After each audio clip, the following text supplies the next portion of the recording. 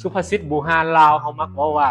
ปลุกเฮือนตามใจผู้อยู่แขวนผู้ตามใจคนนอนเนาะย้อนจังสั้นเวลาเขาเลือกเครื่องเลือกของนี่แน่นอนว่ามันก็ขึ้นกับผู้มักและก็การใช้งานตัวจริงว่าสิใช้งานตัวจริงแบบไหนบางคนก็มักราคาทื่อย่อมเยาสบายกระเป๋าแต่บางคนก็มักตัวดีๆเลยเนาะตัวดีๆมีบ่อยากได้อันแบบมาตรฐานเลยเนาะมื้อนี้ขอสิพามาเบิ่งล้ออาร์มแชร์เป็นล้อยูคนพิการเนาะที่ว่าเป็นรุ่นมาตรฐานของหมอโครงสแตนเลสเขาจะมี2หน่วยที่ว่ามาให้เบิ่งสำหรับลูกค้าผู้ที่ว่าอยากใช้ของดีๆผู้ที่ถามมาว่าอยากได้ของดีๆลูกหลานเนาะซื้อให้พ่อให้แม่โฮมเงินกันตกลงกันแล้วมาเบิ่งว่าอยากได้ตัวดีๆเลยใช้งานได้ดลโครงสแตนเลสทั้งคันมีบอในห้องมามื้อนี้มาแล้วเนาะ2หน่วยเดี๋ยวมารีวิวให้เบิ่งนะมันจะมี2แบบหนึ่งที่เป็นเบาะบางเบาะหนังแบบนี้แล้วก็มีสายอัดมีเรื่องต่างๆออปชั่นคือกันเนาะเบาะบางแล้วตัวนี้มันจะเป็นเบาะหนาที่มีถังจมชิดพร้อมในกรณีที่ว่าดูแลผู้เฒ่าผู้ป่วยที่ว่าถ่ายกับบอลเหี่ยวกับบอลจะสินี่เนาะเพื่อความสะดวกให้ลูกให้หลานที่ว่าในการดูแลมันจะมีถังจมชิดพร้อมที่ทางด้านรูปนี้เนี่ยจมนี้เนาะรูปนี้เดี๋ยวเรามาเบิ่งเทื่อละอันตัวนี้เป็นตัวที่ว่าไซส์มาตรฐานเลยขึ้นกับยุคห้องหมอเอามักจะเห็นยุคห้องหมอใหญ่ๆเวลาเราไปห้องหมอเราจะเห็นล้อใบนี้สแตนบายไว้เพื่อซุกผู้ป่วยซุกคนที่ว่าเข้าห้องผ่าตัดบอไปมาบอจะสิเนี่ยเอาเบิ่งเนาะเราจะเห็นแบบนี้เลยสังเกตเลยว่าแตกต่างจากรุ่นทั่วไปก็คือสแตนเลสทั้งคันเนาะสังเกตเลยทางด้านหน้าเราจะเห็นแกนเพศทองปีนเนาะเป็นสแตนเลสโครงเป็นสแตนเลสเห็นป่ะโครงเลื่อมงามเป็นสแตนเลสแล้ววันนี้ตัวห้องแขนจะเป็นนวมเด้อเป็นนวมนุ่มเนาะแค่ห้องแขนจะเป็นนวมนุ่มตัวนี้จะเป็นหนังไปเลยเนาะเบาะจะเป็นหนังทั้งเบาะทั้งอิงจะเป็นหนังเนี่ยเราสังเกตมันเป็นหนังเนาะแล้วก็แผ่นที่กันขานี่ก็เป็นหนังคือกันอีกอันนึงที่สะดุดตาก็คือกงเอาจะมาเบิ่งขนาดกงไม่ใช่กงเซาซี่นะใช้กงเซาซี่และเป็นยางตันโดยที่ว่าไม่จำเป็นต้องสูบลมเพราะว่าเป็นล้อรุ่นที่ว่าอัปเดตมาใหม่รุ่นที่ไฮเทคที่สุดเนาะ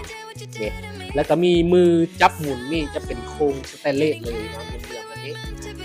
ส่วนหลายรุ่นทั่วไปที่เฮามักเห็นเฮาจะเห็นเป็นยางตัวนี้นี่เนาะแต่ตัวนี้นี่เป็นสแตนเลสเหลืองๆแบบนี้เลยแน่นอนว่าเบรกมือมีเนาะเบรกมือไปหน้าไปหลังมีแล้วก็เบรกสำหรับผู้ที่ซุกทำให้อยู่ทางด้านหลังแบบนี้เนาะเบรกนี้เป็นเบรกที่ว่าคุณภาพดีเนาะใช้งานง่ายเวลาเรากลับนี่ประหยัดแรงเห็นปะสามารถเบรกอยู่ได้เลยแน่นอนว่ารุ่นนี้พับได้นะทุกรุ่นสามารถพับได้พับกันง่ายๆมีเพียงแต่จับไปซีเนาะให้เอาแผ่นตีก่อนยังมีออปชันหนึ่งอีกพิเศษสำหรับตั้งล้อรุ่นนี้มันจะสามารถที่จะปรับแผ่นเพศตีลงต่ำได้ขึ้นสูงได้ปรับได้หลายขนาดแผ่นเพศตีนี้เพราะว่ามันก็ขึ้นกับลูกค้าเนาะถ้าว่าลูกค้าที่ขายาวที่มีรวงสูงค่อนข้างสูงขายาวนี่เขาก็ปรับลงต่ำได้เนาะเวลานั่งผู้ขาสั้นเอายับขึ้นแบบนี้เวลาปรับมันจะมีกระเจ๋แบบนี้มานะมันจะมีกระเจ๋แบบนี้เด้อกระเจ๋แบบนี้จะแถมมาพร้อมเลยเนาะมันจะมีน็อตหันด้วยทางด้านลุ่มหันด้วยทางด้านลุ่มนี่มันเขาจะเห็นน็อตมีน็อตหันตรงนี้เนาะเขาจะใส่ใส่น็อตหันด้านลุ่มนี้หันแล้วเราปรับเพื่อนี้ขึ้นลงตามระดับที่พอดีกับผู้ป่วยนะอันนี้ถือว่าเป็นตัวเบาบางที่ว่ารุ่นมาตรฐานคล้ายคือกับยุคห้องหมอใหญ่เลยเนาะวันนี้เรามาเบิ่งสำหรับผู้ที่ต้องการความสะดวกสบายในการดูแลผู้ป่วยดูแลพ่อแม่ผู้เฒ่าอย่างนี้ต้องเป็นตัวที่ว่ามีทางจมติดแบบนี้เนาะเรื่องนี้เป็นเรื่องยากสำหรับผู้ดูแลนั่นว่าจมขี้จมเงี้ยวอะไรเนาะก็ง่ายๆกันเองโอเค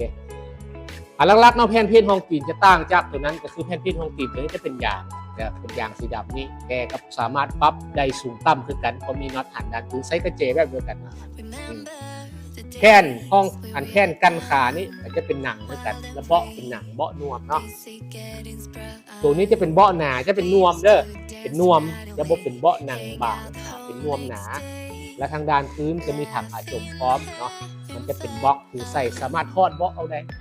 เนี่ยรุ่นนี้สามารถทอดเบาะออกได้เนาะเบาะมันจะมีล็อกตัวนี้ล็อกแบบนี้4ด้านเวลาเราเอาลงไปใส่ในโครงมันเนาะก็สามารถใช้ได้เลยอันนี้จะเป็นบอลเสียบทางอาจม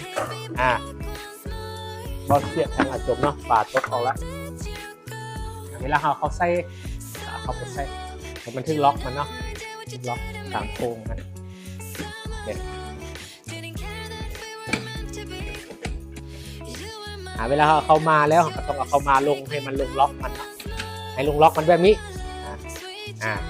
เวลาใส่ท้ายดิใส่ท้ายไม่ได้เอาเบาะออกเนาะเบาะมันจะมีตัวที่เป็นเบาะต่างหากเวลาเราใส่ท้ายแบบนี้เบาะนี้เป็นเบาะนวมเนาะเบาะนวมเนี่ยออกมาเนี่ยเราจะมาเห็นอันนี้จะเป็นคล้ายคือซักโครกเลยก็สามารถนั่งได้เลยเนาะนั่งลงเอาถุงยางใส่ถุงยางถุงอาจมใส่หลังจากนั้นก็สามารถนั่งท้ายได้เลยเวลาท้ายแล้วเอากระพุบเอาไปทิ้งเวลาจะนั่งจะใส่ธรรมดาเอาเบาะไปใส่เบาะมันจะเป็นฝาควบลงเลยเนาะมันจะเป็นห้องเป็นฝาควบลงอันนี้เลยควบลงตัวนี้เลยอันนี้เป็นยาง ABS ที่ว่าอนามัยง่ายเนาะเป็นยาง ABS อนามัยง่ายผลิตมาเฉพาะโอเคเนี่ยวันนี้เรามาเบิ่งสำหรับตัวอื่นกงก็แน่นอนว่าเป็นรุ่นมาตรฐานที่ว่ากงกันขนาด20เนาะแล้วก็มีมือ